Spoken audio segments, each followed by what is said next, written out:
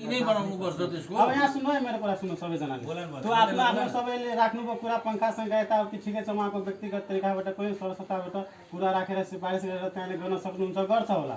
तर अब समग्र हैन पुरै सबै एउटा के छ भने पुरै वार्ड नम्बर 16 को समस्या, 16 साथसाथै बर्जु यताउतिको सबभन्दा डम्पिङ साइडको समस्या छ।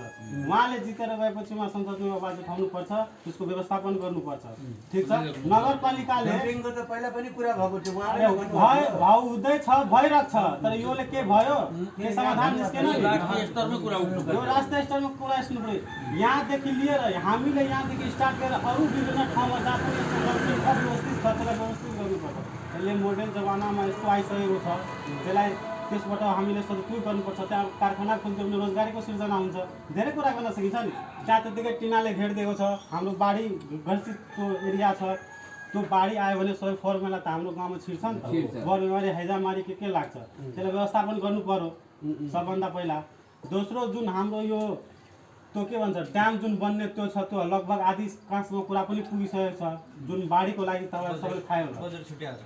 त्यसको लागि अब कसरी अगाडि कार्यान्वयन गर्नु पर्यो, अगाडि काम बढाउनु पर्यो, त्यहाँ पनि उहाँले त्यहाँ स्तरमा कुरा उठाउनु पर्यो नि त। यो शान्तिपूर्ण यहाँबाट कति प्रभावित गर्छ हामीले त्यो भइहाल्यो। र अर्को कुरा सबभन्दा यो राष्ट्रव्यापी कुरा हो क्या, यहाँ त हाम्रो बोर्डर साइडमा यो समस्या छँदैछ, सबभन्दा लागु असुको समस्या। यहाँ जति पनि युवा छ, तपाईँको घरमा बच्चा होला, तपाईँको घरमा कसैको होला, यसको भाइ होला, यसको त्यो त अहिले युवतीहरू पनि बिग्रिरहेछ क्या। युवाहरू त पहिला सुरुदेखि नै खाँदैछ त्यो आफ्नो ठाउँमा, अहिले आएर युवतीहरू सबै लागु असुक त्यो गरिरहेछ, तिनीहरूसँग यौन हिंसा हुने के हुने बुनियादी गर्न त्यहाँ भइरहेछ।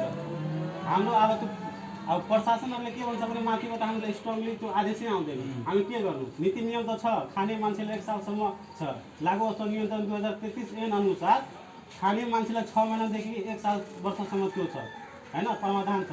यहाँ अब के गर्छ भने पुलिसहरूले नै भनौँ न चलाइरहेछ, आफ्नो गुप्त त्यो सुरागी राखो हैन, लागु औषध ल्याउने छिराउने मान्छेलाई समातो, खाने मान्छे त्यतिकै गइरहेछ, खुल्याम खाइरहेछ, केही मतलब छैन। पैसा दियो भने छोडिदिन्छ। उता पेप्सी रसगुल्ला खिलायो।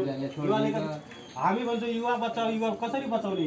युवा त सबै बिग्रिरहेछ, लागु औषध खाएर बर्बाद भइरहेछ। अब साथसाथै युवतीहरू पनि महिलाहरू पनि त्यो सङ्ख्या बढी नै रहेछ। म आफै संलग्न भएर एसपी साहबलाई यो चाहिँ रोक्नु। यो अहिले कवित कटवालसँग पनि कवित कटवाल अहिले जुन एसपी आएको छ त्यो एकदमै तपाईँको एकदमै जेहेन्दार एसपी छ, बुझ्नुभयो। उसले पहिलोपल्ट जोगीदाईलाई बोलायो, म सँगै गएको छु एसपी कार्यालय। उसले के भनौँ भने सर म तपाईँको क्षेत्र बोर्डर एरिया पुरै घुमेँ, म एसपी भएर आएर सबैभन्दा ठुलो विकराल हत्या हिंसा चेलीबेटी बेचबिखनदेखि लिएर बलात्कारदेखि लिएर सबै कुरोको जड भनेको लागु यसको र दुईवटा अवरले प्रोग्राम हामीले पुलिससँग मिलेर रानी थानाको पुलिससँग मिलेर 2टा अवर जोगीदाई हामी सँगै बसेर एउटा हडताली हाटमा केसम्म देखियो भने आमा रुँदै आउनुभयो, भात पकाउने भाँडा समेत छोरोले बेचिदिएछ लागु औषध खाना। त्यो जुट मिलको जति काठ र जति चाहिने तपाईँको फलाम छ सबै लुटेर खाइछ, बुझ्नु भएन हो यो तर यहाँ समस्या के छ, तपाईँ हाम्रै समाजको त्यही लागु औषध खानेको बाउ ड्रग प्याडलर छ, त्यसैले ड्रग्स बोकेर ल्याएर सप्लाई गरिदिन्छ। रोक्नु पर्यो नि, रोक्नु पर्छ। र अझै के छ भने कतिजना घरको मान्छे नै चाहदैन क्या। हो, घरकै मान्छे चाहदैन। एउटै छोरो छ, आज सुध्रिन्छ कि भनेर उसलाई 2 थप्पड मार्नु, तपाईँको विरुद्ध पञ्चायती बसाएर मुद्दा हालिदिन्छ। समस्या यहाँ छ, हेर्नु है।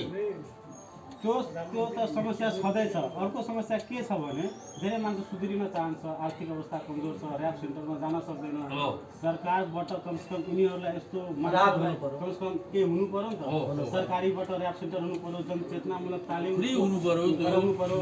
सबभन्दा पहिला त के हो, लागु औषध युजरलाई यस्तो अपराधी होइन क्या, रोगी मान्नु पर्यो। जबकि WHO वर्ल्ड हेल्थ अर्गनाइजेसनले त्यसलाई रोगी साबित गरिदिएको छ भने हाम्रो नेपाल सरकारले किन नमान्ने?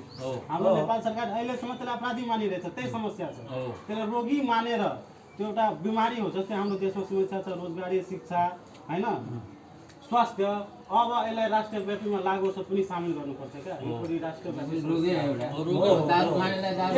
त्यही हिसाबले के गरेर मेन्टल रोग हो क्या, यो त शरीरले मागेको जस्तो मानसिक रूपले चाहिँ रोगी नै हो त्यो। यो रोगी नै हो, 100% रोगी नै हो।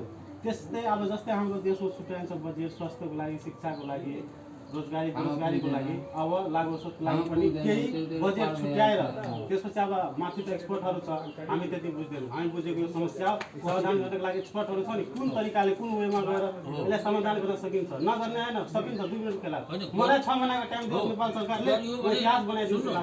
गर्न चाह्यो भने किन गर्दैन? म एउटा सानो उदाहरण भाइको कुरामा दिन्छु।